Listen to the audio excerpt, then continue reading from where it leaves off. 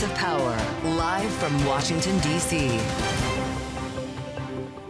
From Bloomberg's Washington, D.C. studios to our TV and radio audiences worldwide, welcome to Balance of Power.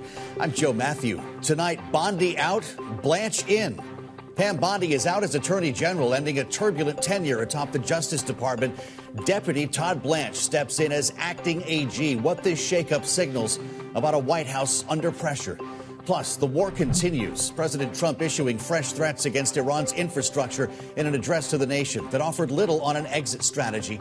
Iran, meantime, tightening its grip on the Strait of Hormuz and raising the stakes for global energy markets.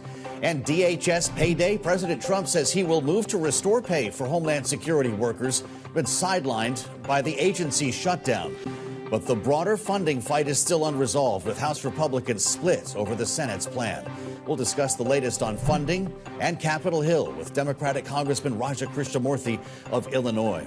But we begin this evening with the breaking news we've been following throughout the day here, the president's decision to oust the Attorney General, Pam Bondi. President Trump confirming the news following several high-profile stumbles on the Jeffrey Epstein investigation, the probes into president's perceived political enemies, and much more. Posting on Truth Social, quote, "We love Pam, and she will be transitioning to a much-needed and important new job in the private sector to be announced at a date in the near future. And our Deputy Attorney General and a very talented, respected legal mind, Todd Blanche, will step in to serve as acting Attorney General." For more, we turn now to Bloomberg's Courtney Subramanian, who is live on the North Lawn of the White House. Courtney, it's great to have you. Do we know why now? Yeah, this is a story that has been percolating for months. We did know the president was frustrated with her handling of the Epstein files, as you said, and also her inability to prosecute some of these cases, these investigations into his perceived political enemies.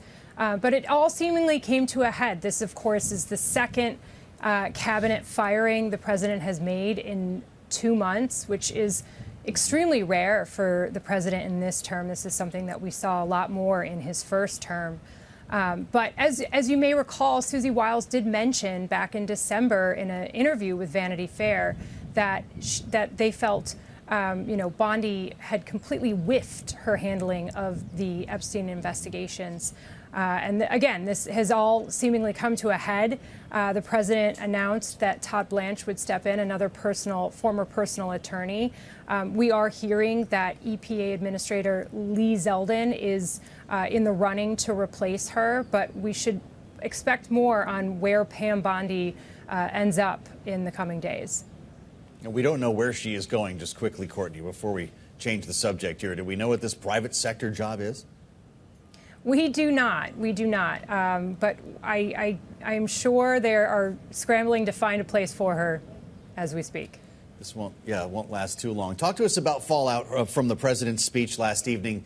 Of course, Courtney, an important and, in his case, rare address to the nation in prime time. The markets clearly didn't love what he had to say. Oil prices surging today as he brought forth a bit of color on drawing down the end of this war soon, as he said, but no plan to reopen the Strait. Yeah, I think the president really just rehashed a lot of what he had said, both in person to reporters, on social media. He reiterated the reasons why, the rationale why the U.S. military operations were underway in Iran. He said the war would end quickly. And that they were close to achieving all of their objectives. But again, we didn't really get a timeline on when exactly this war is winding down. And I think that was the expectation that folks had expected the president to talk about in this speech when he was selling the American public on why this war was happening and why the U.S. is still over there, continuing military strikes on Tehran. But again, I think this is something that we continue to hear from the president, both, through his various interviews and online, and he just continued to reiterate the same things he has said all week. Courtney, thank you so much. Bloomberg's Courtney Subramanian reporting live from the White House on Balance of Power. In one of her last public comments as Attorney General, Bondi spoke to the press following a closed-door briefing with congressional lawmakers after they subpoenaed her to testify under oath on the DOJ's Jeffrey Epstein investigation. Listen. This has spanned 4 administrations: Bush, Obama, well, Trump 1, 45, where Jeffrey Epstein was prosecuted, and then Joe Biden's administration, where 0 documents were provided. We have provided 3 million documents. Despite her being fired, some members of the House Oversight Committee tonight now are vowing to move forward with Bondi's deposition subpoena that had been scheduled for April 14th. Many, in fact, thought this is why she was fired on this day of all days. Joining us now, someone who can help shed some light on that, Democratic Congressman Raja Krishnamoorthi of Illinois indeed serves on the House Oversight Committee, and it's great to have you back with us, Congressman. Your ranking member, Robert Garcia, says that Bondi will not escape accountability and remains legally obligated to appear before our committee under oath. Will she? Well, she is obligated to appear. She has a lot of explaining to do. And I think that one of those big questions that looms over this particular deposition is, where are all the documents?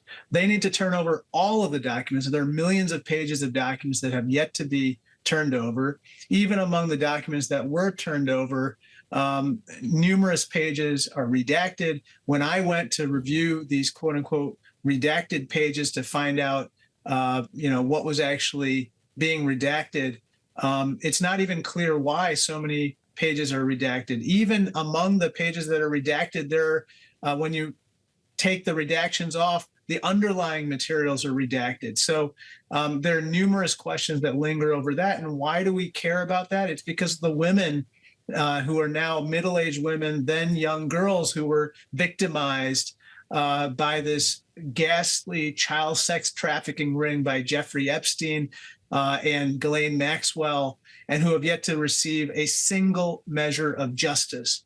And so, yes, she needs to appear, and she's going to be asked some very pointed questions about this as well as other issues. Do you believe that your chairman, Chairman Comer, will support that? Have you heard from the Republican in charge of this committee? And I'd love to ask you what questions you might have for her, because a lot of people thought the president might have decided to replace her now before she had a chance to testify. Well, I have not heard from Mr. Comer, the chair, as to how he's going to proceed, but I fully expect that she needs to appear. She needs to be ready to answer questions. She needs to be held accountable, and she needs to explain the answers to a number of questions. I just told you one of those questions, which is, where are all the rest of the documents? Sure. Why are they being withheld from us? Also, what else needs to happen within the Justice Department for us to, get more answers to other questions related to this investigation and the Epstein situation, such as with regard to Ghislaine Maxwell. You said that Mr. Blanche is going to become the acting attorney general. He held this bizarre interview with her that gave her an opportunity to essentially rewrite history. She didn't show a measure of guilt or remorse. She didn't even admit to wrongdoing. And it basically gave her a platform to, essentially talk about how great Donald Trump was. And so, and it seemed to me that, basically Blanche was dangling the potential of a pardon or leniency in return for shaping her testimony. I'd like to know more about how that interview came about and what was done after that interview that would lead her to, I'm talking about Maxwell, to go into a minimum security prison in Texas. A number of other questions follow from that as well. Well, that's fascinating. Do you think that an acting Attorney General, Todd Blanche, might provide further comfort to Ghislaine Maxwell, including releasing her from that facility? Potentially. Look, I think that Ghislaine Maxwell is definitely seeking a pardon or clemency or even more leniency. And the question is, what is she being asked to do to get that?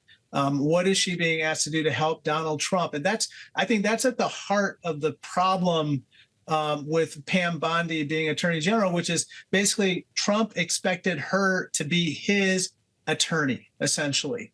Whereas the attorney general needs to be an attorney general for the American people and put the public interest first, not Donald Trump's interest first. And so I think Todd Blanche is going to have the same problem that Bondi did, because he's going to be expected to perform that role of being basically the president's personal attorney instead of being the people's attorney. And, we'll see how he handles that. But I'm not holding my breath. Well, I'll tell you, we understand that she's not out of the building exactly yet. The headline reads that Pam Bondi has been fired, but when you read her post today on Twitter, she's got 30 days, I guess, to take care of the transition that the president began today. Are you concerned about that? A lot of people aren't allowed to hang around their place of business after they get fired. I don't know what she's going to do in the remaining 30 days. Maybe she'll have an exit interview of some kind with the president. I'm not sure. But yeah. The main point is this, which is the attorney general going to whoever occupies that particular office, is that person going to do the people's bidding or going to primarily do Donald Trump's bidding? That is the number one question that needs to be answered. I fear that Todd Blanche is just going to continue to do whatever Donald Trump wants, not necessarily what is in the public's best interest. In fact, I believe that Pam Bondi was fired because Trump said that she did not successfully prosecute his political enemies, and she didn't handle the Epstein files situation properly, not necessarily because she didn't disclose all the information that was required of her under the Epstein Files Transparency Act, or even what the Oversight Committee demanded or should have received, but rather because maybe she disclosed too much, or she didn't handle the PR fallout from the whole Epstein controversy properly, when it's really not a PR issue. It's more of a legal issue, and it needs to be done fairly, legally and constitutionally. So that's kind of my biggest concern right now. Mm-hmm. Congressman Krishnamoorthi, I need to ask you about the record-long shutdown of the Department of Homeland Security, which remains a major story here in Washington, and one that we thought had been solved again after thinking it had been solved last week. And I realize there's infighting on the Republican side of the aisle here, but the House today did not codify what the Senate did, and there are questions about whether this is going to happen now that especially the president has found money to pay DHS workers beyond the TSA. Does this shutdown go on indefinitely? If workers are getting paid, could DHS be shut down or unfunded all year? I hope not. Well, look, ICE and CBP should not get another dime right now, but there was a deal on the table that the Senate Republican conference unanimously approved to basically pay TSA workers, Secret Service, FEMA, Coast Guard workers. And that, I believe, was the deal that Mike Johnson agreed to basically take up in the House. Now, as you can tell, he didn't take it up today in the pro forma session, because obviously there are objections even within his caucus to doing that. I think it's from the hard right. But look, I think that if you try to placate the hard right, that's a losing game. Again, I go back to the issue of whose interests are we trying to put forward right now, the American people's interests or someone else? And I think right now, unfortunately, the House Republican leadership is putting its interests first instead of the American people's interests. And the people want TSA workers paid. They don't want 6-hour lines in TSA. For that matter, they don't want $6 gas either. And that's a different story. But unfortunately, they're being made to confront both at this point.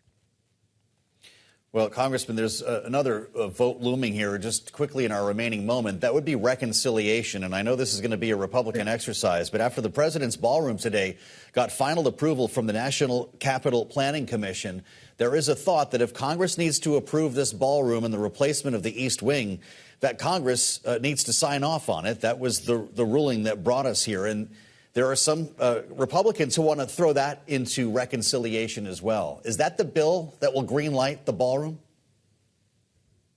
Gosh darn, I hope not. I hope that Republicans will come to their senses and understand that the American people don't want a golden ballroom. They want the opposite of what's happening right now, the dysfunction and the chaos. They want, for instance, they don't want the Iran war anymore. Okay. The American people don't want $6 gas. They don't want their cost of living going through the roof. And they want the Republican Party to once again focus on their interests. The American people feel neglected, I believe. They feel that it's chaotic and dysfunctional, and they want their government back. and this kind of reconciliation stuff, you ram it down the American people's throat. Well, look, it might work for a day, but it's not going to work come election time. And at the end of the day, there's going to be accountability one way or another. I appreciate your insights today, Congressman. Democratic Congressman Raja Krishnamoorthi of Illinois, we thank you. It was a roller coaster ride today on Wall Street as markets reacted to the president's address to the nation last evening, which again did not offer a plan to reopen the Strait of Hormuz. For more, we turn to power moves with Bloomberg's Nora Melinda, who's live at our world headquarters in New York. Hey, Nora. Hey, Joe. Well, we've reached the end of the first week of the second quarter, albeit a holiday-shortened week. Of course, we do know that there's a lot that's happened this week. If we take a look at what's been going on in the activity just on this Thursday, we do know that the S&P 500 did reverse some sharp declines that we saw earlier in the session. The S&P up by about 0.1% to end the day, alongside the Nasdaq with that same number. We see the Dow Jones Industrial Average slipping lower by about 0.1%.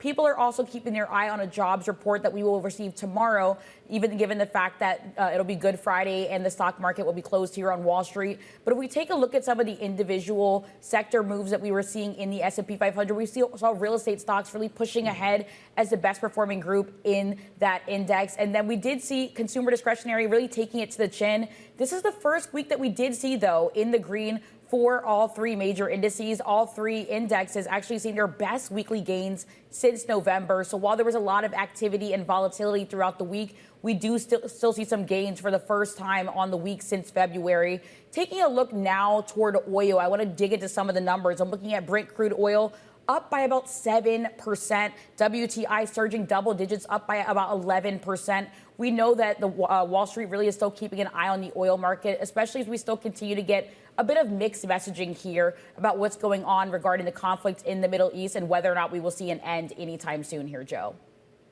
Nora, thank you so much. Bloomberg's Nora Melinda live in New York. Coming up, we'll turn back to the ousting of Attorney General Pam Bondi and look ahead to what this will mean for the Justice Department with new leadership. It's next on Balance of Power on Bloomberg TV and radio.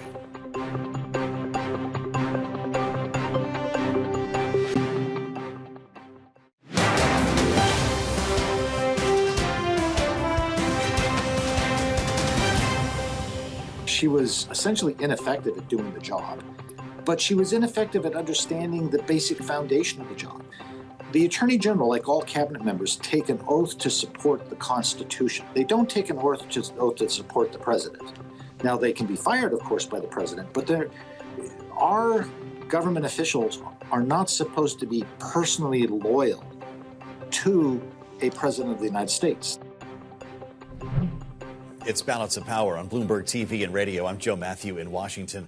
That was constitutional lawyer Robert McWhirter, practicing criminal defense civil rights lawyer in Maricopa County, Arizona, speaking with us earlier today about, yes, the ousting of Attorney General Pam Bondi, a huge breaker. And joining us now with his reaction, someone who has worked with Bondi, Dave Aronberg, managing partner of Dave Aronberg Law, former state attorney in Palm Beach County, Florida. Dave, it's great to have you back with us here on Bloomberg. As I mentioned, you knew Pam Bondi. You know her personally, as you were both lawyers working for the state of Florida. Based on everything you've seen in this first year and change of the Trump administration, did she have this coming? Joe, good to be back with you.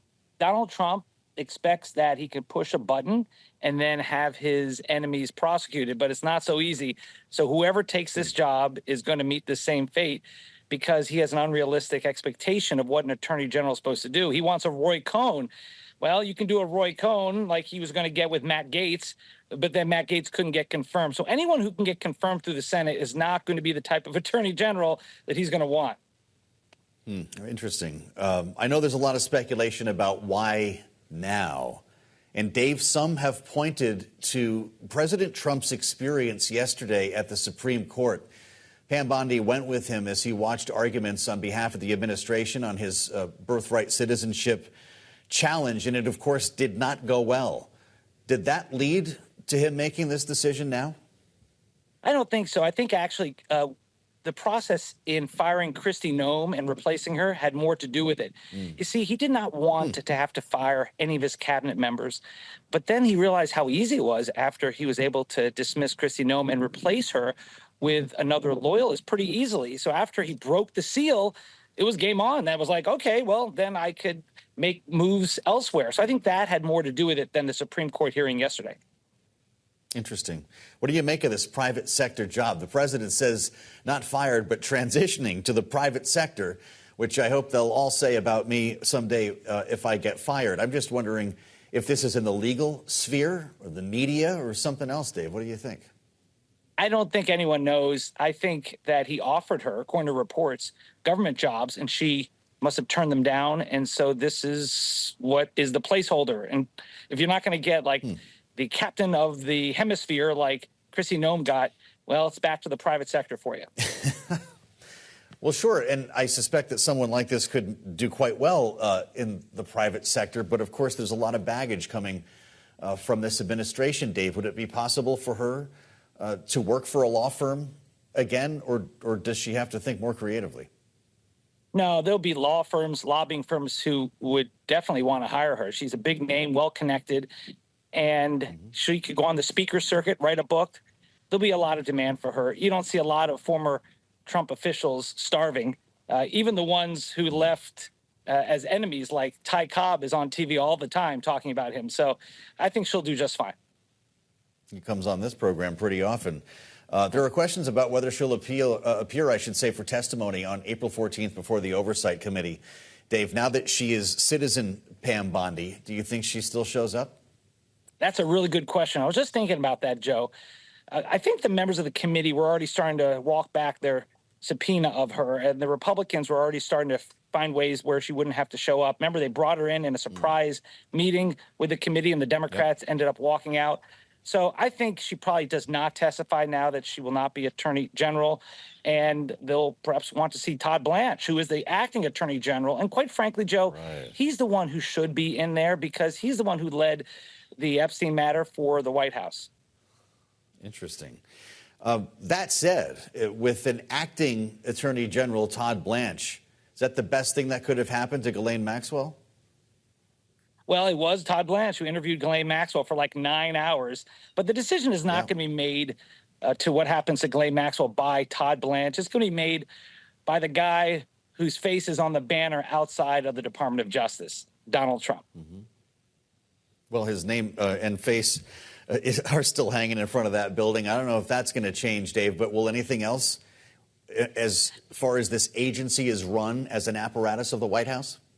It will still be an apparatus of the White House. The decisions are largely being made out of 1600 Pennsylvania Avenue. Now, keep in mind, it's not the first time we've seen a close relationship between the president and the attorney general. JFK appointed his own brother to be attorney general. Barack Obama had his wingman, Eric Holder, as his attorney general. But what we haven't seen before is the close relationship policy-wise between the White House and the Department of Justice. Dave, it's great to have you back. Dave Aronberg, managing partner, Dave Aronberg Law. He was former state's attorney in Palm Beach County, with us on Balance of Power. Coming up, President Trump in the address last evening says the war in Iran is very close to completion. We'll turn to that next on Balance of Power, only on Bloomberg.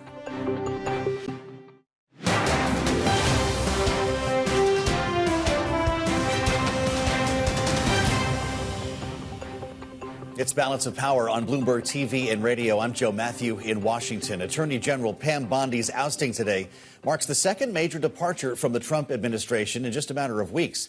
After a stretch of relative stability in the cabinet, the news raises the question, is a broader reset underway as political pressure builds ahead of the midterms?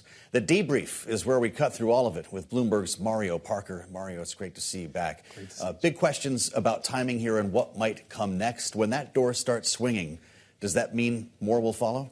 Well, I just spoke with a source close to the Trump White House that said just that, Joe, just that if you were a cabinet official, if you are a cabinet official in Trump's White House right now, and you saw what just happened today with Attorney General Pam Bondi, they use more colorful terms, but I'll say they said you better brace for impact right now. No one's safe. Fasten the chin strap. And the midterms would be the key there, right? This is a White House obsessed with trying to find some continuity in messaging right now with another war that's underway and sucking a lot of the oxygen out of the room when it comes to midterm messaging. Yeah, you mentioned the key word there, Joe, which is just a war. This person that I spoke to, for example, I spoke to a couple of people actually.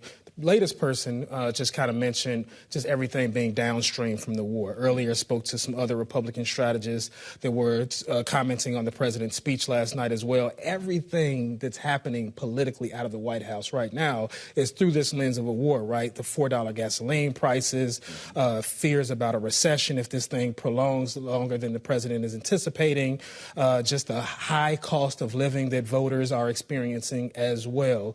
Now, with the Pam Bondi situation in general, it's no secret that the president was displeased with her performance. Yeah.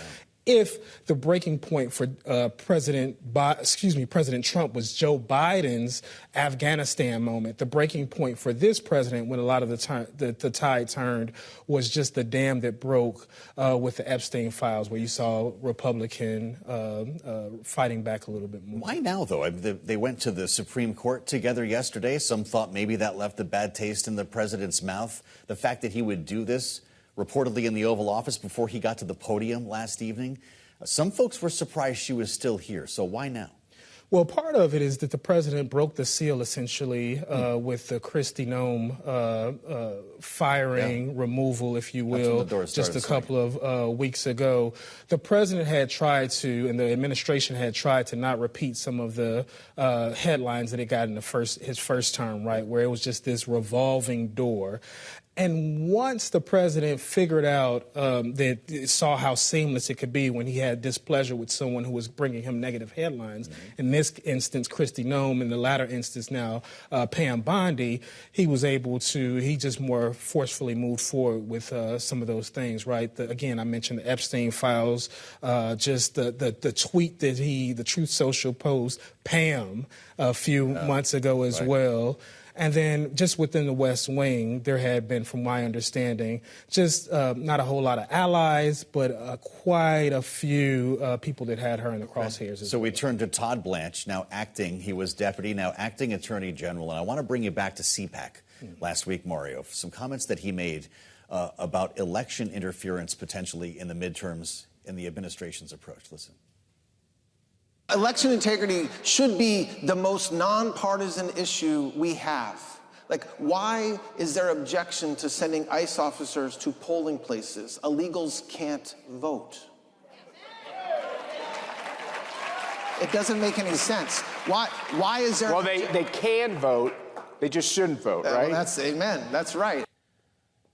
Okay, Mario Parker, should we expect ICE agents at polling places in the midterms? Well, there are some laws that technically prevent that from happening, but you did see at CPAC this conservative far-right jamboree, some of this groundswell around that. You had Markwayne Mullin in recent weeks speaking about it. You had Steve Bannon speaking about it. You got Todd Blanche speaking about it as well. Yes. One would expect that Democrats are bracing for this, at least according to my sources on that side of the aisle as well. One would expect some type of lawsuits, preemptive as well. But again, federal laws typically prevent this, but we are in a new environment here, Joe. All right, Mario, thank you. Mario Parker, that's the debrief. We do this every week here on Balance of Power, and we turn back to the other big story that has been roiling global markets, the continued war with Iran. President Trump, seeking to calm some nerves in that primetime address to the nation last evening, didn't go quite that far in the markets, but tried to make the case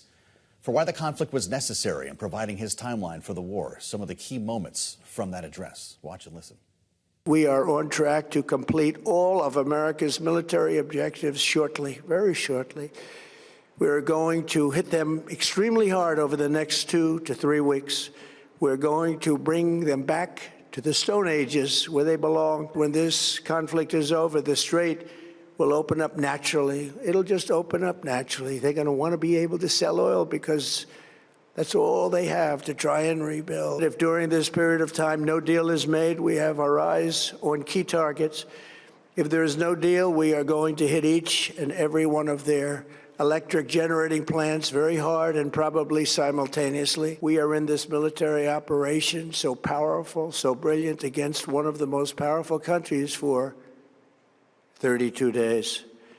And the country has been eviscerated and essentially is really no longer a threat. They were the bully of the Middle East, but they're the bully no longer. You saw it and heard it live on Bloomberg, and joining us now with reaction to the address last evening is Emily Harding, Vice President of the Defense and Security Department at CSIS. She is also the former director for Iran on the National Security Council. Emily, it's great to have you back with us. Thank you so much for your time. We have so many questions about this, beginning with the idea of the Strait of Hormuz reopening naturally. I'm not sure what the president had in mind with that vision. But that's not what the markets were looking for. How do you see that happening? It's hard to describe it as naturally, given this is a man-made crisis. I mean, you could have a situation where Iran decides they're going to reopen the Strait, that they're no longer going to harass ships as they move through the Strait.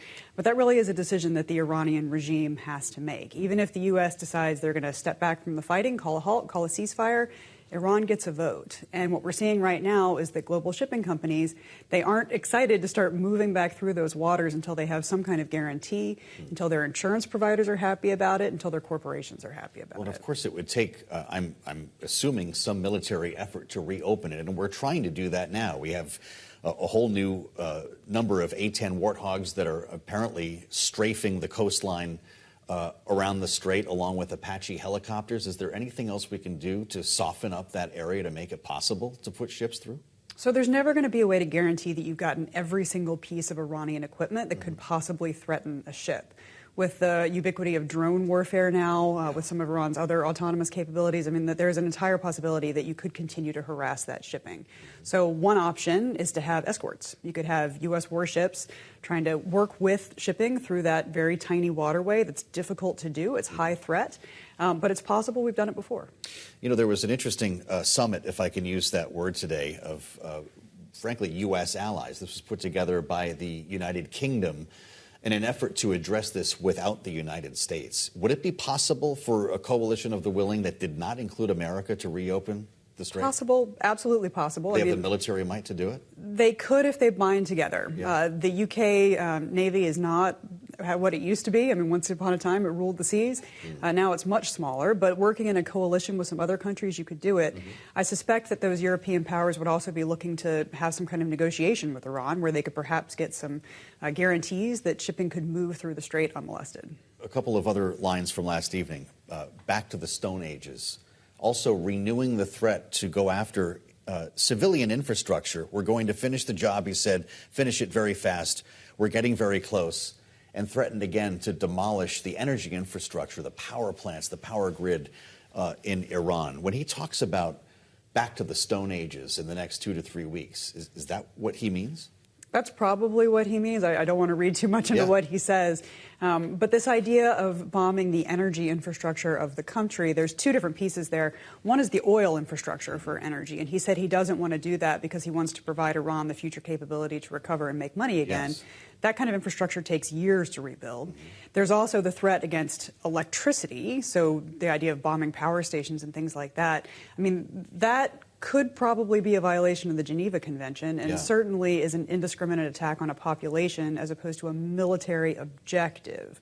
So that doesn't really fit with the way that the U.S. fights wars. That's not within our moral structure. Interesting that this continues to come up, even after he said help was on its way to the protesters before the strikes began.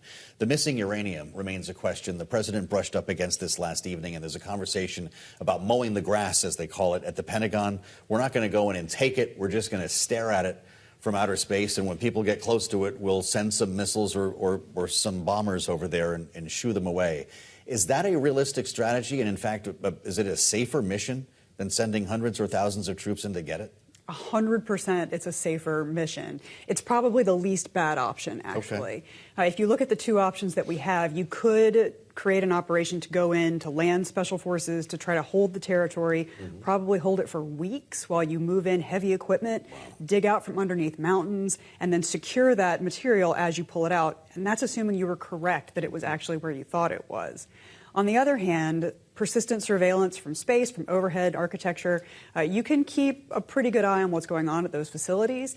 And even just the deterrent factor of saying to the Iranians, if you go in there and try to get it, we're watching. Do you think we know where it is? I suspect we know where it is. Interesting. So he says 2 to 3 weeks. Once again, the timeline that's continued to be reiterated. All the Marines and soldiers, I believe, en route will be there by then. And a third aircraft carrier strike group will be pretty close, if not already there. Will he use them? It's the $1 million question, maybe the $1 billion question right now. I mean, a ground incursion, any kind of amphibious assault on anything is really very difficult, both technically, operationally, and then once you take that territory, you actually have to hold it. And all of those troops would very much be in harm's way. I mean, it's possible he's using this as a negotiation strategy to really up the pressure on Iran, get them to come to the table. But as we saw in Venezuela, if the person he's attempting to negotiate with isn't willing to come to the table, he is willing to act. It's great to have you back. Appreciate your insights. The night after the speech, Emily Harding, Vice President of the Defense and Security Department at CSIS. We thank you so much. Coming up, NASA astronauts blasted off on a 10-day journey that will slingshot them around the moon, and they're en route now. We'll bring you a report from the Kennedy Space Center next on Balance of Power, only on Bloomberg TV and radio.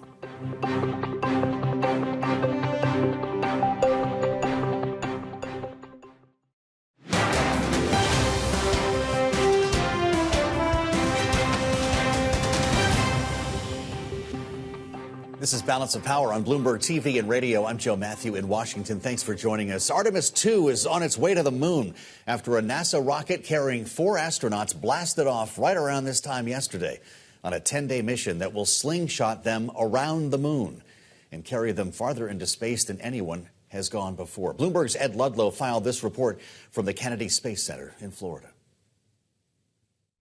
The Artemis 2 mission and crew are quickly approaching a critical moment where mission control need to decide whether or not they are a go for the burn, the crucial burn that will propel the Orion spacecraft towards the moon. That's known as a translunar injection. The main engine or the main rocket aboard Orion performs that. Right now, the crew is at a safe orbit, going around the Earth, doing checks on systems from communication, propulsion. They've done some manual control of the Orion capsule. But if they do that translunar injection over 4 days, that's 250,000 miles or so to the far or dark side of the moon, where for a period of time they'll actually lose contact with mission control because the moon is in the way. But that was planned. They'll also look at what's on the surface of the far side of the moon: water, oxygen, other types of resources like minerals, using a range of sensors. Then, all being well, there is a free return trajectory. In other words, relying on the moon's gravitational field and the gravitational pull of the Earth, they slingshot around the moon in a figure 8 and return to Earth, with the plan being that in about 10 days' time, they will splash down off the west coast of the United States, outside of San Diego in the Pacific Ocean. So that key moment's coming up. The plan is for the mission directors to make a call somewhere between 7 p.m. and 8 p.m. Eastern Time, and the translunar injection burn to happen just after 8 p.m. Eastern Time. T plus 1 day and about 1 hour and 37 minutes. This is historic. NASA would then be propelling astronauts towards the moon for the first time in more than 50 years in what is now a race against China for American dominance in space and to establish a presence on the moon as early as 2028 for an astronaut landing. That's what we're talking about, and the significance of the broader Artemis program. This is Ed Ludlow for Bloomberg News at the Kennedy Space Center in Florida. All right, Ed, thank you so much. Bloomberg's Ed Ludlow with great coverage, and you can catch Ed alongside Caroline Hyde every weekday morning, Bloomberg Tech, 11 a.m. Eastern, right here on Bloomberg TV. Back in Washington, it remains a big day for the administration as Attorney General Pam Bondi becomes the second cabinet official in a month to be shown the door. Joining us now, our political panel for their take. Arshi Siddiqui is back, Democratic strategist and founder, CEO, Bellwether Government Affairs, alongside Republican strategist Maura Gillespie. founder and principal of Blue Stack Strategies. Archie, what do you make of this moment? There are Democrats celebrating here, but also some who think that Todd Blanche could actually be less of an improvement than some were hoping for and might, in fact, be the very leader of the agency that Donald Trump needs to follow through on some of his retributions. How are you interpreting all this? Well, certainly it was a shot in the arm, I would say, most in terms of morale for Democrats, I think, across the country. I've gotten a lot of random texts where people need some sort of morale boost. But at the same time, I think it was long overdue from a Democratic perspective. But at the end of the day, there's such a juxtaposition between the firings on Trump 1 versus Trump 2.0, where you saw on Trump 1.0, it was more of a clash between principles, whether it was Bolton, whether it was Tillerson, Jeff Sessions as AG, in terms of basically sparring and disagreeing and pushing back with the president. This time around, whether you like Noem or Bondi, they were very strong advocates for the president's position. And if you look at even the Epstein files, at the beginning, Bondi was acting based on campaign statements that Trump said. And when he started pivoting, she was just a little bit behind the curve.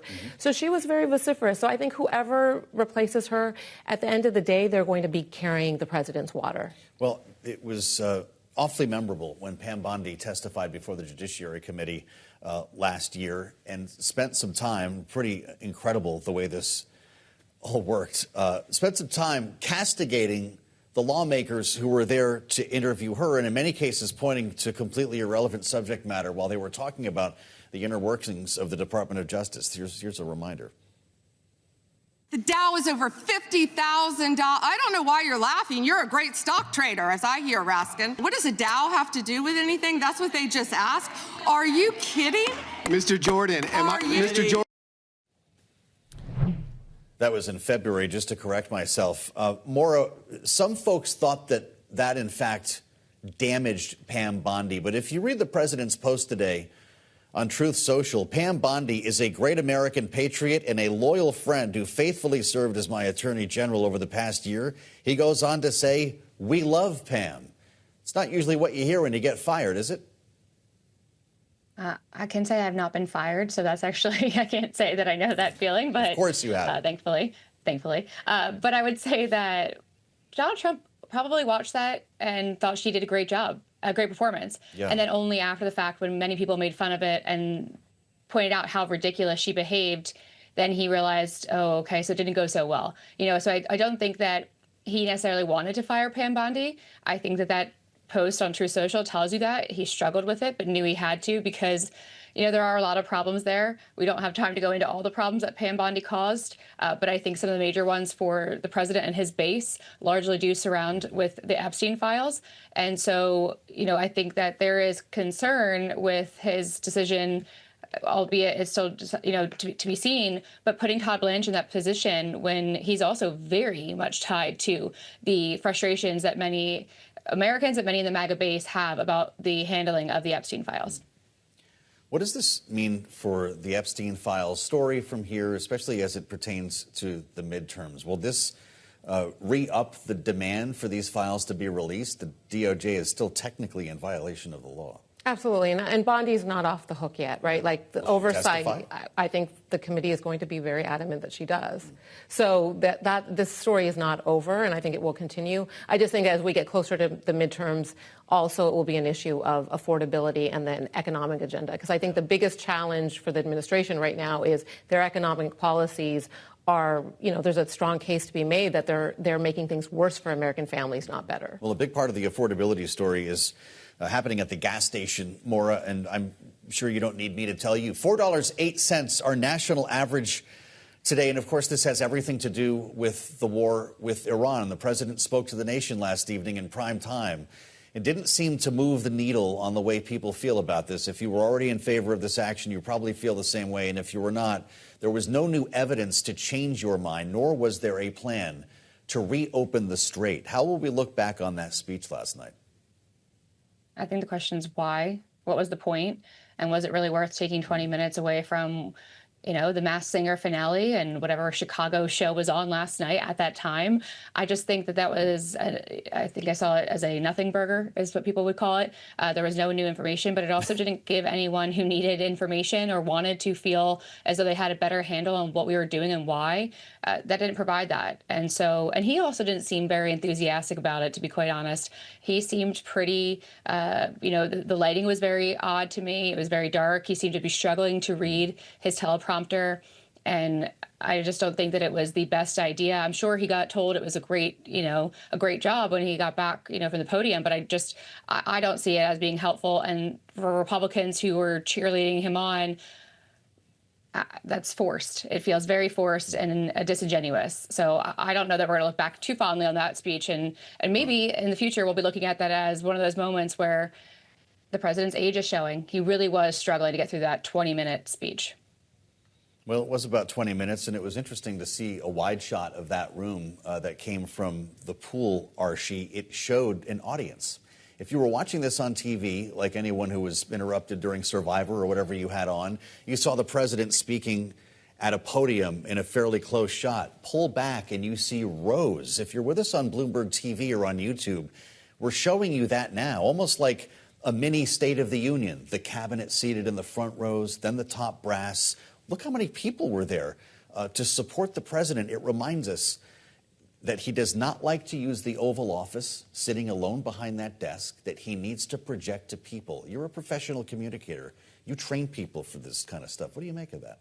I think it's very clear that he performs well and feeds off other people's energies. And you see that with a lot of politicians, right? Good politicians, that they need that affirmation, that feedback loop.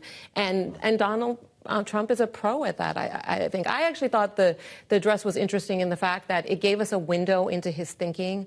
And he didn't mention, certainly he didn't mention the Iranian people. The timeline shifted. As you recall, originally he said 4 to 5 weeks. Now we're looking at another 4 to 5 weeks. And then the third piece that I thought was also interesting is suddenly the Strait of Hormuz is not as important as it used to be. Said it would open naturally. Yes. And also threatened to take the people's power and water away, Maura, in our remaining 30 seconds. Is that the right message from the administration right now? No. Again, to your point, he's changed his reasonings for being there. And the very start of this was supposed to be about giving the Iranian people the chance at freedom. And that was completely, devoid of his messaging as of late. We really haven't heard very much at all about it, especially since gas went up. And so I don't think that making threats that he truly may not be able to follow through on does anything but embarrass us further on the world stage, which is not helpful to us or to our country. Well, with crude oil at $112 almost a barrel today in New York and gas at $4.08, this is an important story that we'll keep following with the help of our panel, Archie Siddiqui and Maura Gillespie. Thank you for a great conversation, as always. Check out the Washington Edition newsletter if you want to catch up on all of these stories from Iran to Bondi. Find it on the terminal or online. And thanks for joining us on Balance of Power. We'll meet you over the weekend. I'm Joe Matthew in Washington. This is Bloomberg.